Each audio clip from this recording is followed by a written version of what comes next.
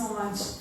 So we spoke with Shoshana and how to better honor the memory of the Rebbetzein Chaya Mushka. And we thought about the power of a Jewish woman.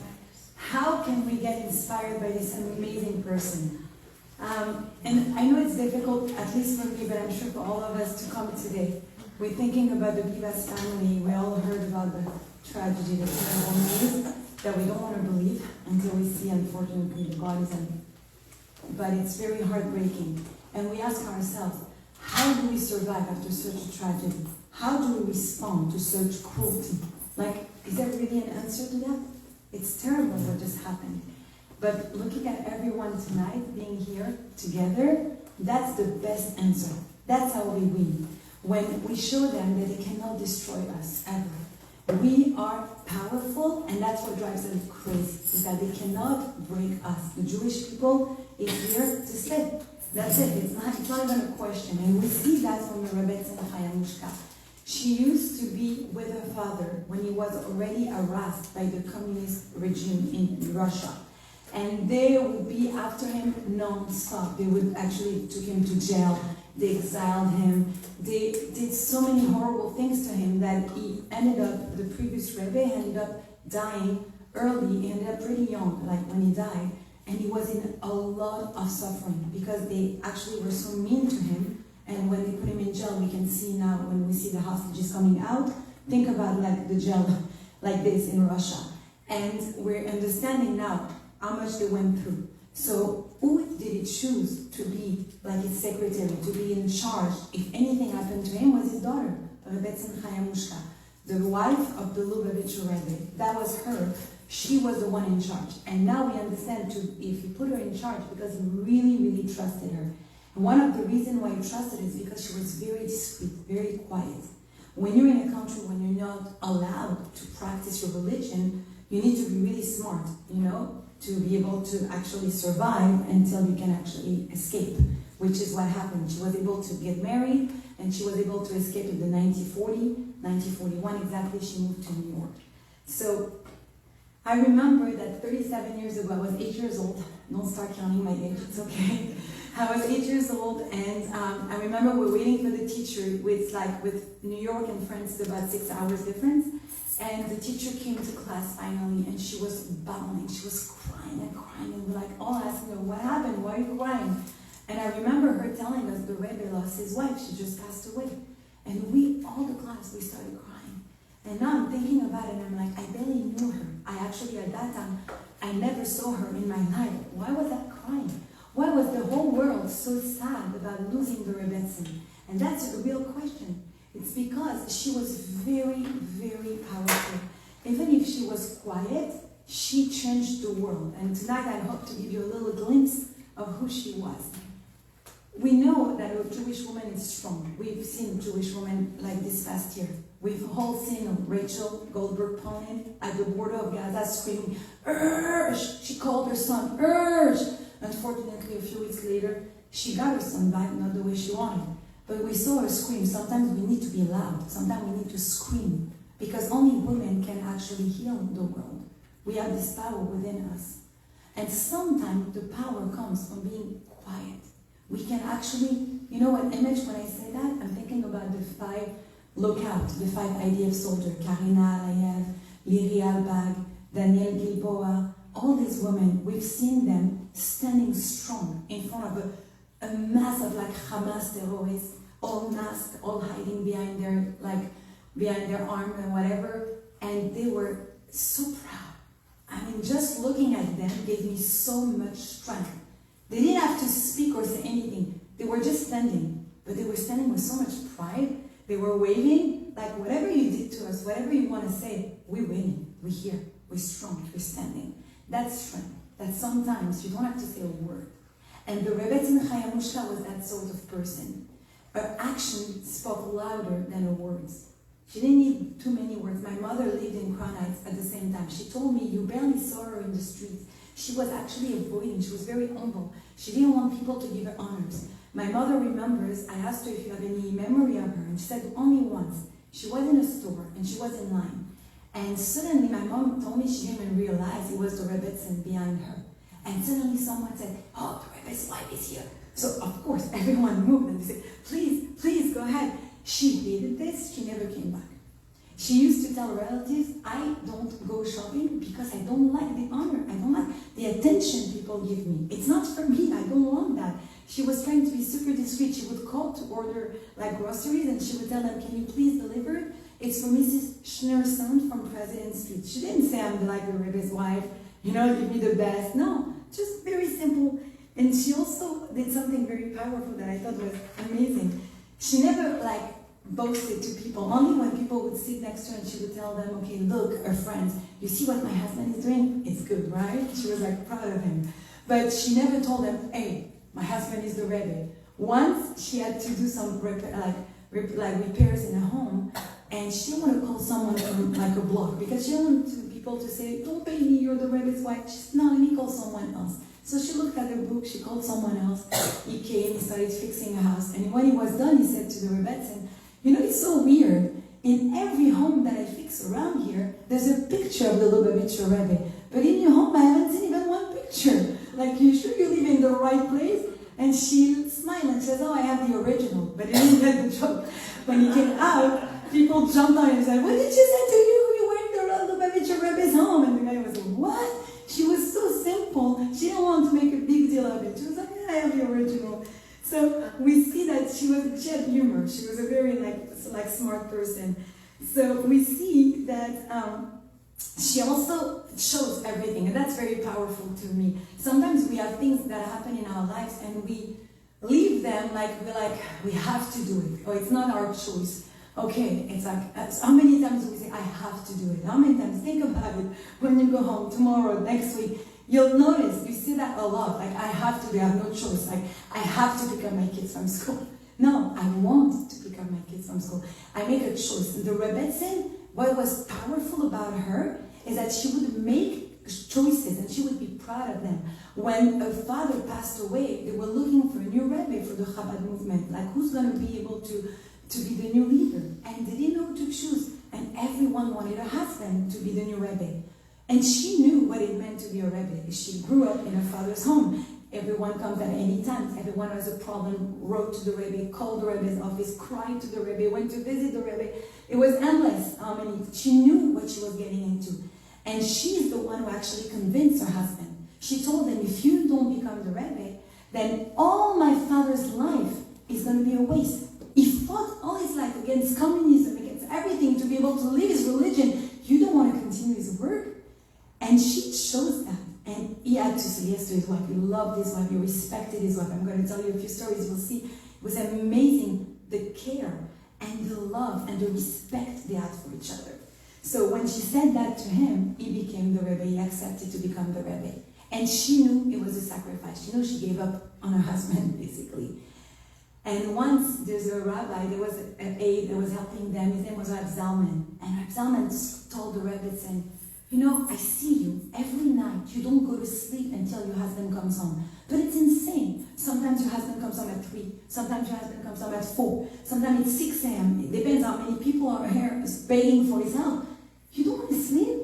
Go to sleep, don't worry. Oh, you know what? She said, no. You want my husband to come to her house with no wife to greet him, with no warm food? No way. I'm staying up. So he said, okay, in this case, we need to have hours. We need to have a schedule. We'll let the Rebbe receive people from 12 to 3, let's say, at 3 a.m. he has to come home. She said, are you insane? I don't want you to say that ever again.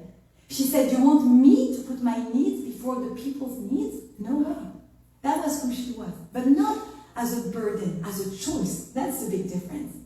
Is that how many of us, I don't know for you, but how many of us have waited sometimes for a husband if they have to come late? But when he comes late, usually, unless you're aware of it, you're like, where did you go? Why are you coming so late? It's not a happy thing. It's we're upset. Why are you here at 1 a.m.? What did you do with your friends until now? But that wasn't her. She actually waited for him with a soup, her tea, her meal, and she would share with him. She would talk to him. When she passed away, the nurse who took care of her, she couldn't stop crying. People went to the nurse and said, why are you crying so much? She said, who is going to speak to him now? Who's going to be his friend? She couldn't believe. She knew how important she was for her husband. You know that she spoke so many languages. She was brilliant. She was so intelligent. She spoke French, she's like me. You hear the accent. She spoke Russian. She spoke English, German. She spoke Yiddish, of course. She spoke so many languages. And people often would wonder, how does the Rebbe know everything that happens in the world? Of course, he had the Ruach HaKodesh. He knew because it was a tzaddik. But also because she would read all the newspapers in all languages. And when he would come home, she would give him a summary. She was like the Google of the time. She would give him like anything. She would just ask her. She was so smart, she could actually understand. And not only understand, she would actually advise him. People would tell there's countless stories of seeing her with her husband going into places and she would tell him what to do. Or there's a very rare picture of her with her husband and she would help him open letters and answer to the letters. She was very special in that way, that she was not just like like some trophy wife. She wasn't that. She was quiet, but she was such strength from behind the scenes. He couldn't do anything without her. There's a rabbi in France, his name is Rabbi Shechit, and his wife passed away a month and a half ago. And something that really touched me when he spoke about her after her death at the Levaya, he said that he couldn't be the rabbi that he is without the support of his wife. In a couple, if one spouse doesn't support the other, you cannot go anywhere.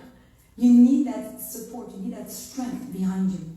And that's who she was. She was that person that you could always come to her, and her husband, you could always count on her. And she was very careful. She was very careful to always only share good messages. She would tell people, they would say, what can we do for you? What can we do for your husband? She would say, you love my husband, really? Go share his message. Go be his like emissary, like Rabbanit Peah is like my parents were sent to France also from New York, from the Lubavitcher Rebbe, to go and help people, to share his message, to share his love, to take care of every Jew, anywhere he was. And I can tell you endless stories from that, and that would make the Rebbetzein happy. I'll tell you one story that just comes like this to my mind from my parents, but there's so many. I could spend the whole evening just talking about that. One story. Last summer, my sister was actually in Grenoble, that's where I'm from, and she was in Grenoble, and she saw a lady that didn't look really Jewish, looking around the school and the synagogue of my parents. They have the school and the synagogue in the same building. She was looking around and trying to get in. So with what's happening these days, my sister was worried, like, who is she? So she went to her, she said, what are you trying to do? She said, oh my goodness, you grew up so much. I said, like, do I know you? She said, of course you know me. She said, I'm looking for you, Dad. I bought this Ner Neshama, which is like a little light that you put to remember when is the yahrzeit, when is the death of a person. I bought this little light so I can give it to you, Dad, so you can pray for my husband every year when it's his yahrzeit, when he passed away. And my sister says, and how do you know my parents? She said, oh. I said, you don't remember? She said, I'm not Jewish. My husband was Jewish. And when the Rebbe sent your parents 45 years ago to Grenoble, your parents, they went every Friday to give us candles, to give a challah, like a small bread, to put the tefillin on my husband. And your father came every Friday. And my husband said, I don't do any Torah. I'm married to a non-Jew. I don't care. But he said to his wife, I'm only asking you one thing. And when I die, you bury me the Torah, like the Jewish way. That's all I'm asking you. I want to be buried in the Jewish corner, and I would want to be buried in the Jewish way. And a year before that, he passed away. And she remembered. She really wanted to make him happy. So she found my father. She finally remembered who my father was. She found his number. She called him. And my father, of course, came right away, took care of the body. They gave him a Jewish burial. And now she came back a year later to give, like my father told her, buy us a little light, and we'll make sure every year to say Kaddish for him. That's one thing. The Rebbe would send people all over the world just to care for one person who would need him. I could spend days and days telling you about stories, how the Rebbe cared for each person. And that came from his wife, being behind him as a choice. So think about it. Next time you do something in your life, don't feel like it's a burden. Feel like it's actually something exceptional that you can do. Think about the hostages in the tunnels of the Hamas right now. They cannot do what we can do. They cannot do barachot. They cannot eat what they want. We can. Let's be happy. Let's appreciate everything that we have.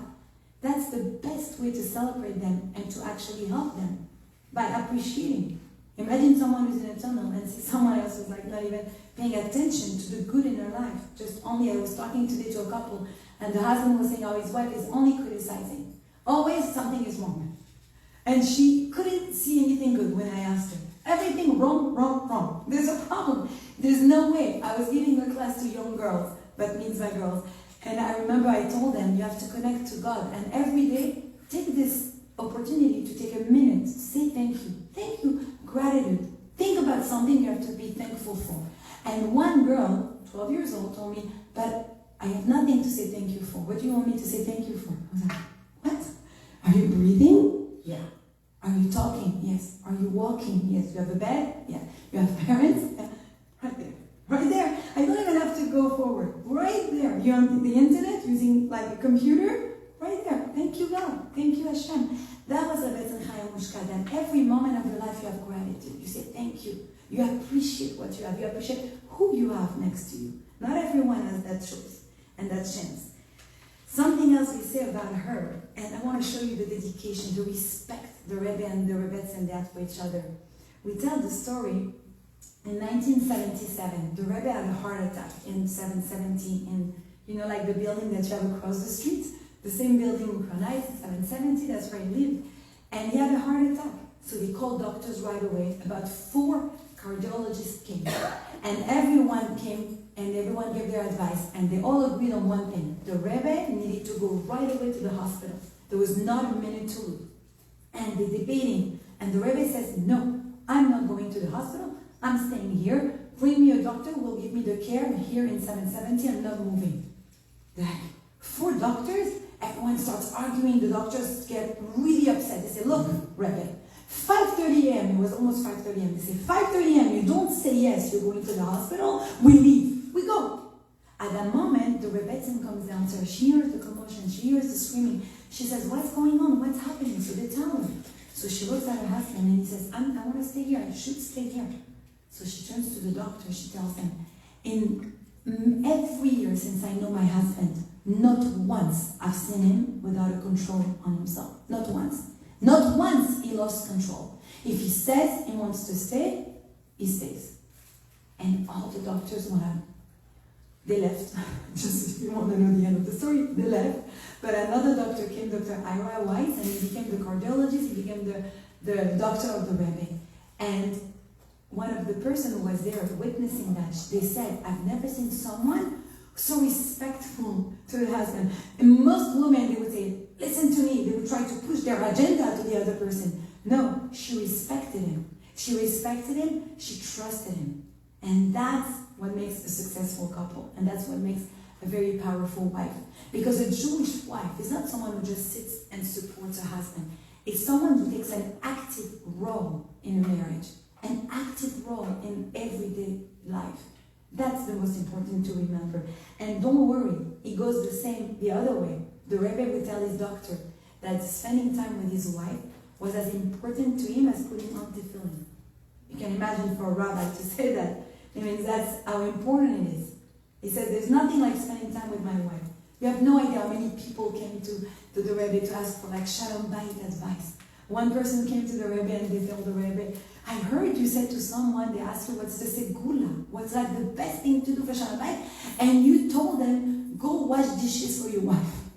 But I wash dishes for my wife, and she's still unhappy. So the Rebbe looked at him with a smile and said, did you wash dishes for your wife just because I said so? Or because you really wanted to help her? Because your wife can feel it. And that's it, that's the idea. You do something for the other, it has to be with a full heart, or don't do it. Give it all, or don't give it all. And it's the same for the Rebbetzein. We see for the Rebbetzein once she had a problem with her eye. So she went to see the ophthalmologist with the Reb Zalman. It was an aide, someone who was helping them.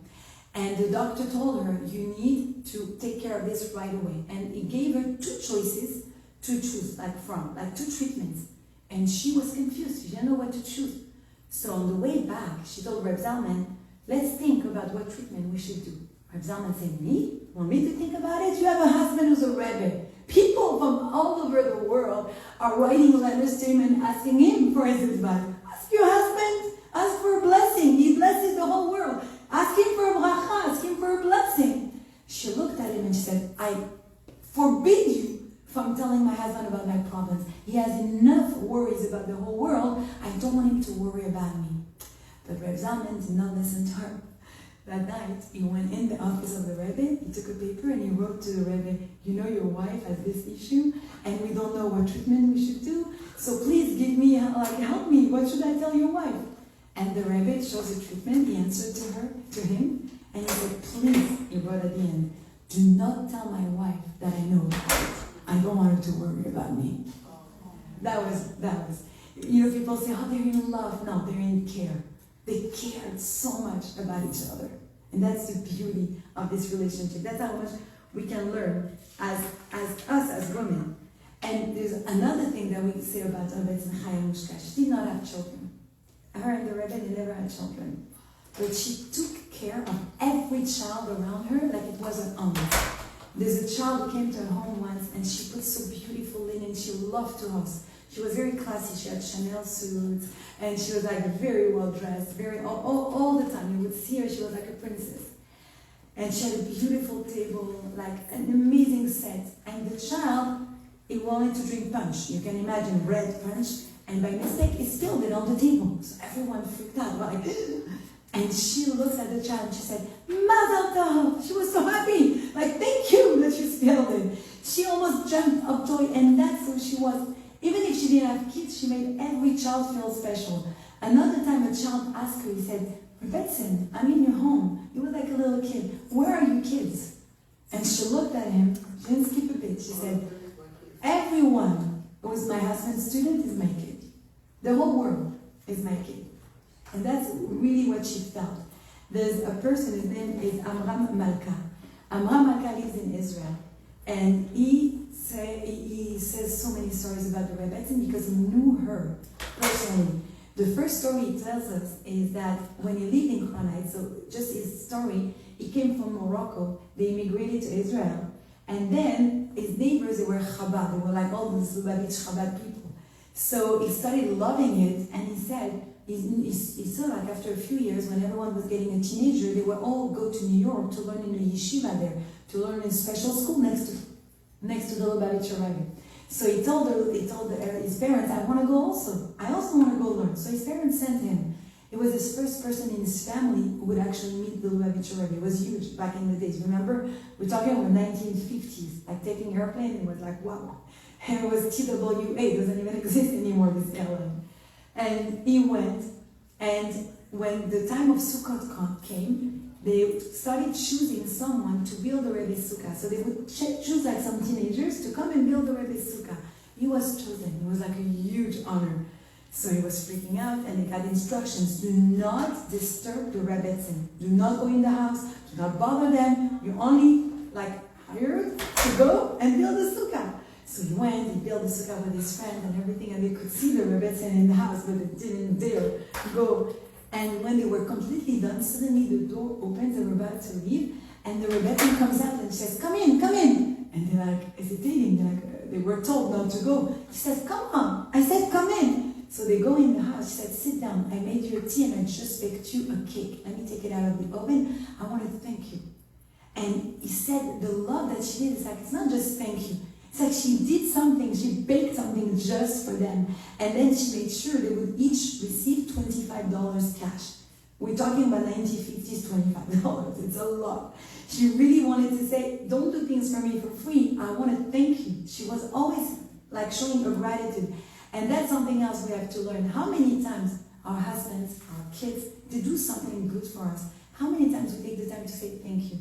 I don't know if you've noticed, but sometimes when we call our kids, I remember I was in a class, listening to some education class, and they said, think about it, when you call your kid, what do you say after?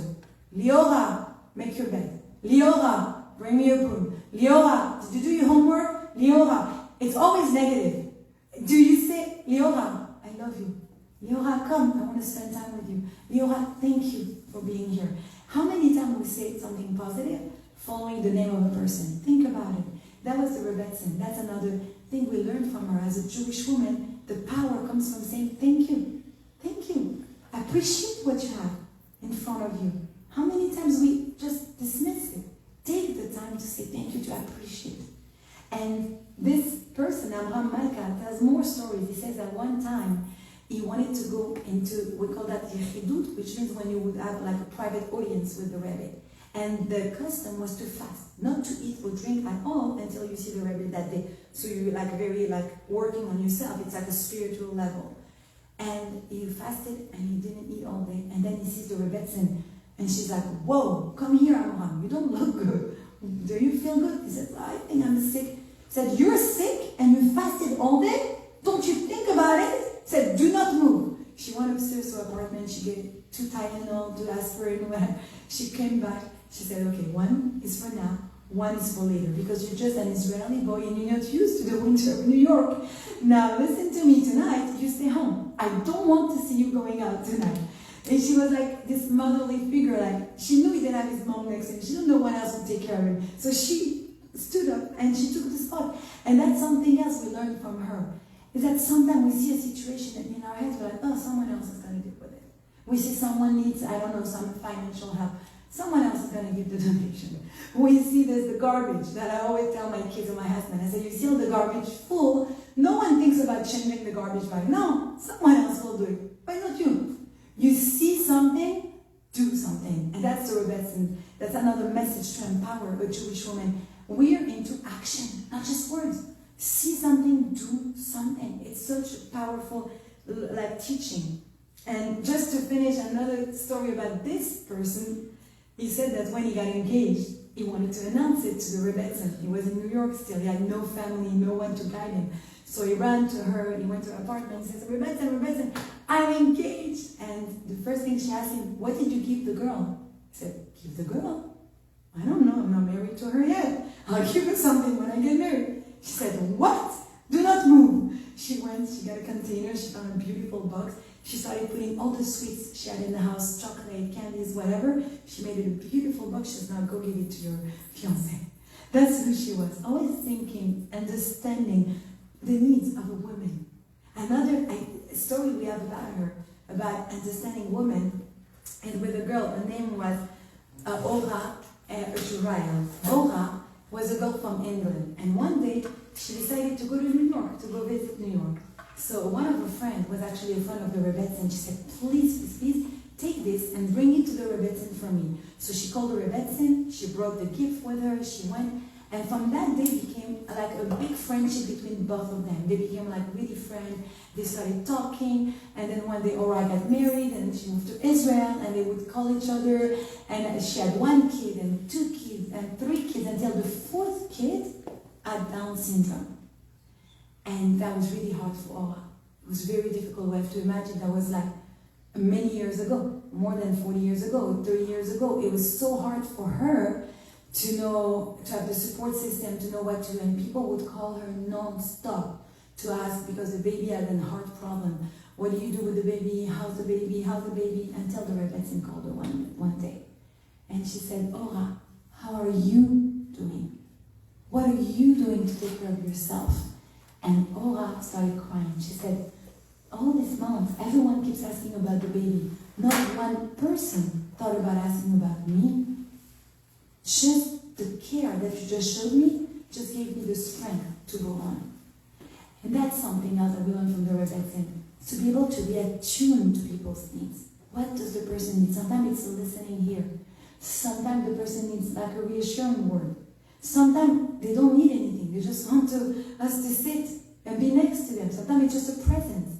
Whatever it is. Sometimes you just need to give like money and you don't know how you change the person. I remember once I was giving a class and I asked them, like the money, I don't want to be paid, I want you to give tzedakah. So give me the money, and I know a family in need, and I sent it to them.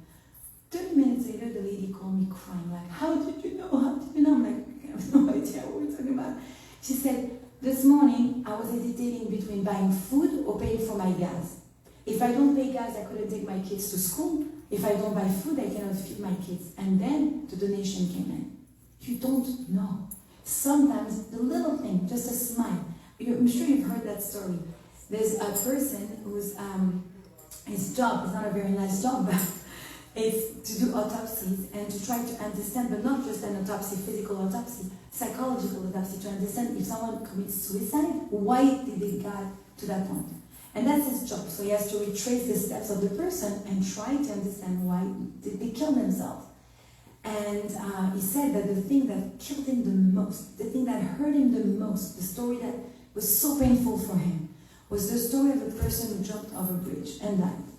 And then he had to retrace the steps. So he found the house, he found the ID, and went back to the house of this person. And next to the bed there was a paper. If you find this paper, it means that I'm already dead. And I left this morning and I said, if one person smiles to me, I won't jump. One person smiles and you don't know what your smile can do to someone. You don't know. Just a little gesture. That's who the Rebbetzein was. She was so attuned to people's needs, to especially women's children. She understood people. She has such like a brilliant mind, but not just a brilliant like intellectual, also with her heart. How do you feel with your heart? That was the Rebbetzein. How she cared, how she actually cared about each person, and she teaches us a very powerful lesson. The lesson is also for women to take care of yourself. Don't forget your own needs. Sometimes we have children. Shoshana was saying how difficult it is to actually, Baruch Hashem, build a family. But it's also important to take care of yourself. When you're in an airplane, if Chaz v'Shalom, it crashes, what do they say? First, you put the mask on yourself, then on your kids. Because you have no strength. You cannot go save anyone. So that's the idea. The idea the Rebbetzein would teach us is take care of yourself. She would tell women, do not forget yourself. And the Rebbe was also the same. You can see the Rebbe, all this teaching, they're here to empower women. He wanted women to be meaning together. He wanted women to be learning together. He wanted women to be sharing together. And even when his wife passed away, he told the women, he said, go talk about her. He used to say about his wife, which means that he wanted his wife to be still alive. What does it mean to be alive after she passes away? Meaning, as long as you keep the teaching of the person, as long as you keep sharing, as you keep living what she taught you, what she gave you, then she's still alive. She's still there, always with you. And that's what we have to always remember. Always give, always share, always take care of yourself, and also be attuned, be sensitive to the needs of others. And when you do all this work, when you're such a special person, then you have special powers. We see once it was Rebbetzin's birthday, and all the Chabad women, they wanted to give her something beautiful. We have the lark here.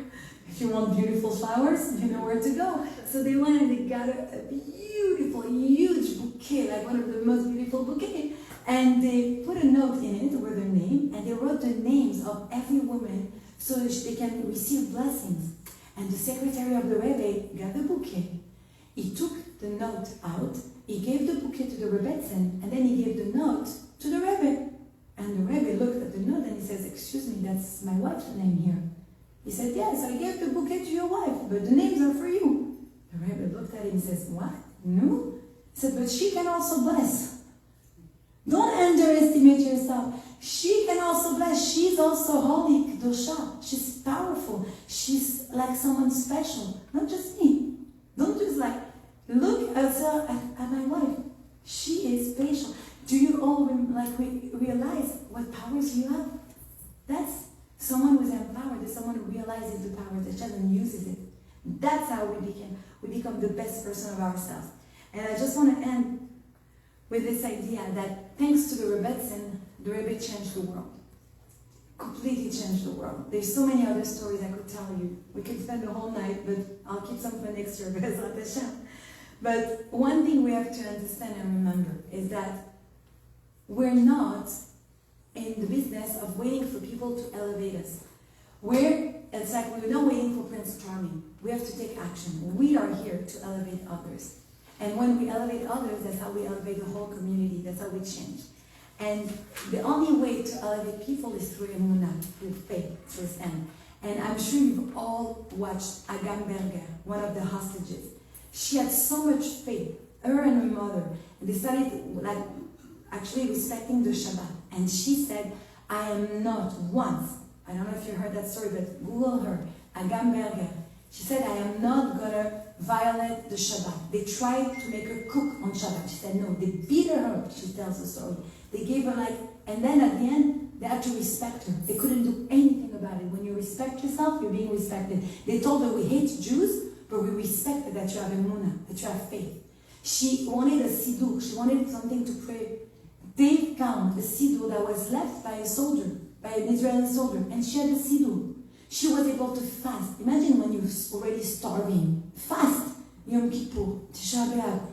And when she came out, she said it loud and clear. She said the only thing that actually helped her survive was her emunah, was her faith. And that's what makes a really powerful Jewish woman. We see that in the Rebbetzein, and Be'ezrat Hashem will all be inspired.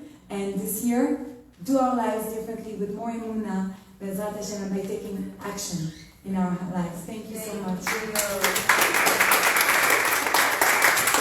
Thank you, Sarah. That was so beautiful. You shared so many amazing things about the Rebbetzein that I even didn't know myself. So many beautiful stories. The Rebbetzein was such a powerful woman, but because she was so private and she was so regal, every little thing that you hear, it's like an insight into her world, and it's so inspiring. So thank you for sharing that. Right now, we're going to start with the beautiful craft